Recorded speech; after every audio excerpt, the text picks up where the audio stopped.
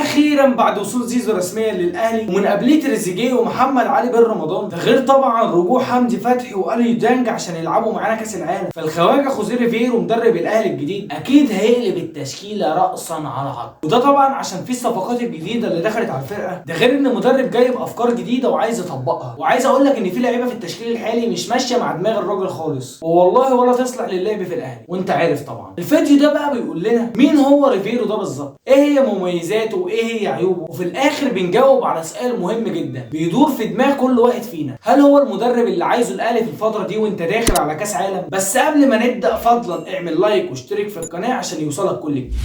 طيب اولا احنا عايزين نعرف مين هو خوزيه ريفيرو ده. ريفيرو ده يا سيدي مدرب اسباني عنده 47 سنه، اخر فريق دربه هو اورلاندو بايرتس في جنوب افريقيا. الراجل ده بيحب يلعب بخطه 4-2-3-1 وساعات بيغيرها ل 4-3-3. ومن ناحيه البطولات بقى فهو اخد 5 بطولات بس كلهم بطولات كؤوس مع اورلاندو، يعني ما حققش اي دوري في تاريخه، دي حاجه قلقانه انا شخصيا. وكمان مش بقاله كتير بيدرب كمدير فني، يا دوبك هم 6 سنين بس، منهم 3 سنين مع فريق فنلندي والثلاثه التانيين مع اورلاندو بايرتس. قبل كده بقى كان مساعد مدرب او بيدرب فرق ناشئين. طب كده عرفنا مين هو خوزيه ريفيرو، عايزين نعرف بقى ايه الحلو والوحش في المدرب ده. اول حاجه ان هو مدرب اسباني، يعني كوره حلوه. انت عارف طبعا ان كل المدربين الاسبان بيلعبوا كوره جريئه وهجوميه وما بيخافوش، وريفيرو ده واحد منهم بيلعب كوره ممتعه، واوعدك يعني ان انت هتتبسط وانت بتتفرج على الاهلي. ده غير ان هو عمل مفاجآت كتير الموسم ده وكسب الاهلي 2-1 في القاهره، كمان كان هيكسب بيراميدز في نص نهائي دوري الابطال السنه دي. تاني حاجه في الحلو ان هو عقليته جديده وصغير في السن، 47 سنه، ده يعني لسه دماغه فريش وعايز يعمل حاجه ويطور من نفسه ومن الفريق، ولسه عنده طموح يعمل تاريخ لنفسه، يعني جعان كوره زي ما بنقول. تالت ميزه ليه ان هو بيعرف يظبط الفرق. لما مسك اورلاندو كان كل موسم بيعاني في الدوري، ففي الثلاث سنين اللي مسك فيهم الفرقه رجعهم للمركز الثاني 3 سنين ورا بعض. ده غير ان هو اخذ معاهم 5 كؤوس محليه في جنوب افريقيا، يعني كده بيعرف يلم نقط في الدوري وبيعرف يحسم البطولات.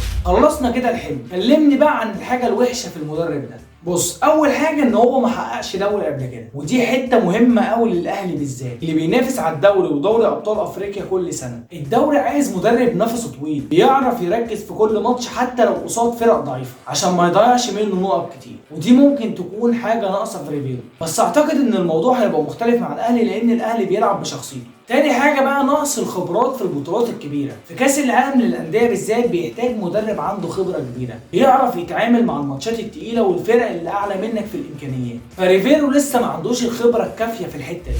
طيب احنا كده عرفنا مين هو خوزيه ريفيرو، ايه هي مميزاته وايه هي عيوبه. عايزين نعرف بقى طريقه لعبه وايه هي التشكيله الاقرب ليه في كاس العالم. بص، هو اولا هيلعب 4-2-3-1 ودي اللي الاهلي متعود عليها، بس هو بقى بيطبقها بطريقته. عندك هو بيحب يطير الظاهرين وكمان بينزل مركز 6 ما بين قلبين الدفاع عشان يأمن ورا، والجناحات بيدخلها جوه مع المهاجم عشان يعمل زياده عدديه في ال 18، يعني اكنه بيلعب ب 3-4-3 هجوميه. اما بقى التشكيله الاقرب ان هو يلعب بيها فعلى حسب طريقه ريفيرو بيحب الحارس اللي بيلعب برجليه ويبني الهجمه من تحت، فممكن ان احنا نشوف مصطفى شوبير اساسي. بس تفتكر ان الشناوي هيقعد دكه؟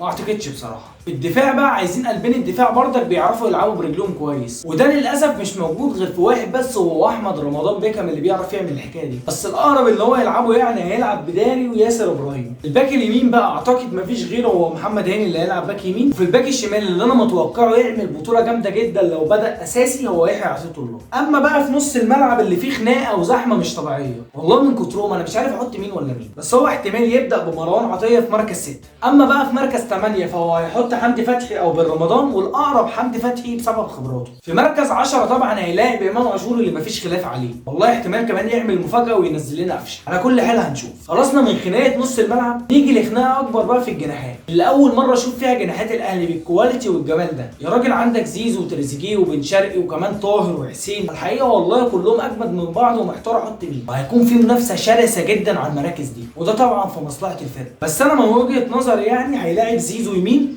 وتريزيجيه في الشمال وهيلاعب وسام قدام. التشكيله دي كده تكسب كاس العالم مستريح.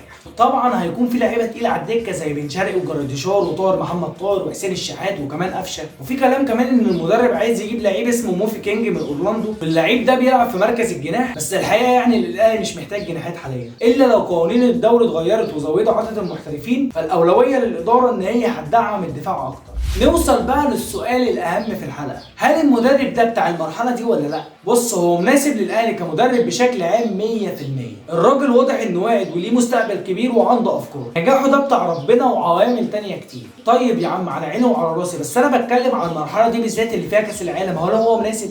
انا بصراحه رايي لا، لان زي ما قلنا كاس العالم عايز مدرب تقيل عنده خبره بيعرف يتعامل مع الماتشات التقيله دي. اما بقى في الدوري ودوري الابطال فدي مقدور عليها، وانا واثق ان هو قدها وهيعرف يعمل حاجه. بيني وبينك يعني انا بصراحه كان نفسي في ماركو روزا او حتى يرجع فايلر، بس الكلام ده مش وقته خالص. احنا ما قدامناش غير ان احنا ندعم الراجل ونصبر عليه طالما هو محسوب علينا. في الحقيقه ان ريفيرو صعبان عليا قوي، جاي من الضال للنار على طول من غير ما يلعب له ماتش دوري كاس اي حاجه. لا، بسم الله الرحمن الرحيم كده، هات شنطتك على كاس العالم. وهو ده الاهلي يا جدعان، ما تلحقش تاخد نفسك اصلا. بس انت تلحق تعمل لايك وتشترك في القناه عشان يوصلك الجديد، وكمان تكتب لي في الكومنتات ايه رايك في المدرب ده والتشكيله الانسب للاهلي. وبس كده، ان شاء الله نعمل حاجه كويسه في كاس العالم تليق باسم الاهلي وجمهوره ونفرح كلنا بقى. وكان معكم اخوكم مروان ميزه، وسلام. اعمل لايك وسبسكرايب.